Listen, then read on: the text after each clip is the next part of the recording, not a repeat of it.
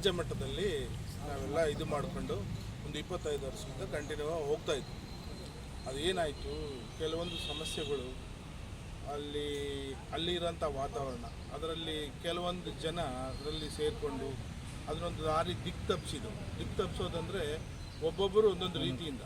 ಅದು ನಮ್ಮ ಕಾರ್ತಿಕ್ ಅವ್ರಿಗೆ ಹಿಡಿಸ್ಲಿಲ್ಲ. ಅವಾಗ ಅಣ್ಣನಿಗೆ ಕರ್ಕೊಂಡ್ವಿ, ನಮ್ಮ ಸಪ್ರೇಟ್ ಬಣ ಮಾಡಿಕೊಟ್ಬಿಡೋಣ, ಯಾಕಂದರೆ ಅನ್ಯಾಯದ ದಿಕ್ಕಿನಲ್ಲಿ ನಾವು ಹೋಗೋರಲ್ಲ.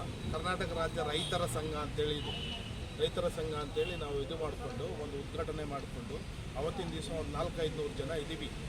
ಎಲ್ಲರೂ ಬಂದರೆ ಇದ್ದೀವಿ. ಆದರೆ ಒಬ್ಬೊಬ್ಬರು ಕೆಲಸದ ಮೇಲೆ ಬರ್ತಾಯಿಲ್ಲ. ಏನೇ ಮಾಡಲಿ, ಯಾವುದೇ ಮಾಡಲಿ, ಒಂದು ಸಂಘಟನೆ ಹೋರಾಟ ಮಾಡಲಿ, ಯಾವುದನ್ನೊಂದು ಇವತ್ತು ಮೆಕ್ಕೆಜೋಳ ಇದಕ್ಕೋಸ್ಕರ ಬಂದಿದ್ದೀರಿ, ನಾಳೆ ಇನ್ನೊಂದಾಗಲಿ ಒಬ್ರಿಗೊಬ್ರು ಕಲಿಬೇಕು.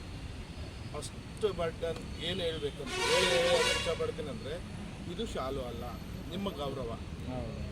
ಇದು ಹಸಿರು ಶಾಲೆ ಅಂದರೆ ನಿಮ್ಮ ಗೌರವದ ಇದು. ನೀನು ಮನೆಗೆ ಹೋದ್ಮೇಲೆ ಎಲ್ಲೆಂದ್ರಲ್ಲಿ ಬಿಸಾಕ್ಬೇಡ. ಒಂದು ದಿವಸ ಏನಾಯಿತು, ನಾನು ಕಾರ್ತಿಕ್ ಬೆಂಗಳೂರಿಂದ ಬರ್ತಾಯಿದ್ದೀವಿ. ನಿದ್ದೆ ಬರೋಕತ್ತೈತೆ ನನಗೆ. ರಾತ್ರಿ 2 ಗಂಟೆ ಸುಮಾರಾಗೈತಿ. ಗಾಡಿ ಓಡಿಸ್ತಾ ಇದ್ದೀನಿ, ನಿದ್ದೆ ಬರ್ತೈತೆ. ಯಥಾ ರೀತಿ ಹೋಗಿ ಮಖ ತೊಳೆದೆ. ಅಂದರೆ ನನಗೆ ಅಲ್ಲಿಗೆ 10 ವರ್ಷ ಅಲ್ಲಿಗೆ ನಾನು ಇದರಲ್ಲಿ ಸಂಘಟನೆಯಲ್ಲಿ ಓಡಾಟ ಮಾಡಿದ್ದೀನಿ.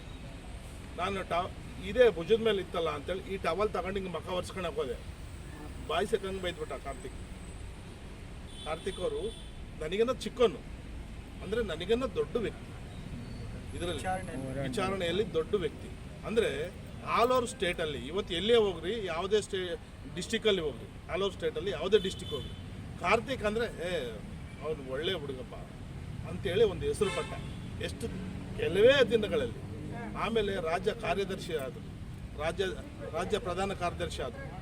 ಎಲ್ಲ ಹುದ್ದೆಗಳನ್ನು ಅನುಭವಿಸಿ ಎಲ್ಲರ ಹತ್ರ ರೈಟ್ ಅಂತ ಅನಿಸ್ಕೊಂಡ್ಮೇಲೆ ಒಂದು ಅನಾಹುತ ಹಿಂಗಾಗಿ ಅವರು ತೀರ್ಕೊಂಡ್ರು.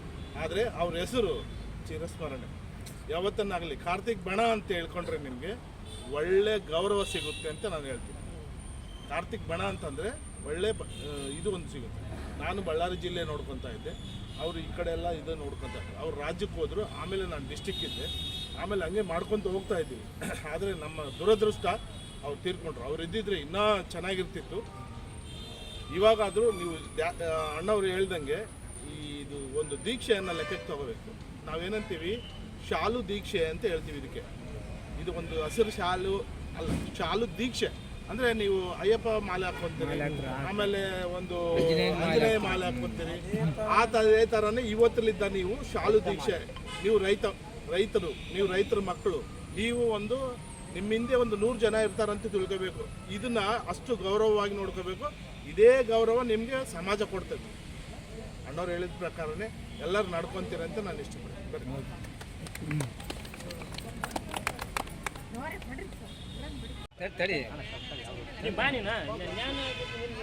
ಮಾಡಿ ಯಾರಿಗೂ ನಮಸ್ಕಾರ ಇದು ಹಾಕೊಂಡು ಇದು ತೆಗೆದಿಟ್ಟು ನೀವು ರಾಜಕಾರಣಿಗಳಿಗಾಗಲಿ ಇನ್ನೊಬ್ಬರಿಗೆ ನಿಮ್ಗೆ ಬೇಕಾದದ್ದು ಇದನ್ನ ಹಾಕ್ಕೊಂಡು ಯಾರಿಗೂ ತಲೆ ಬಾಗಬೇಡ್ರಿ.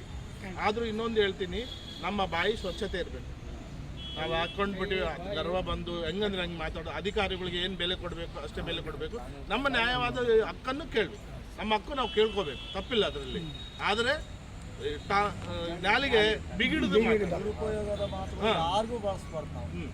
ನೀನು ಇನ್ನೂ ಆಗಲಿಲ್ಲ, ನೀನು ಮಂಡಕ್ಕೆ ಕುಂದ್ರು ಅಲ್ಲೇ ಕೂತ್ಬಿಡು. ನಾನು ಇಲ್ಲೇ ಕೂತಿರ್ತೀನಪ್ಪ, ನಾನು ಎದ್ದೋಗಲ್ಲ, ನನ್ನ ಕೆಲಸ ಆಗಬೇಕು. ಅದು ಮೊಂಡತನ ಬರಬೇಕು.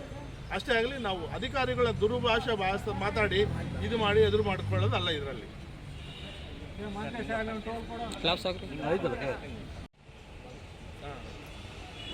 ನೀವು ಇದನ್ನು ಒಂದು ದೈವದ ಸಮಾನ ನೋಡ್ಕೊಳ್ಳಿ.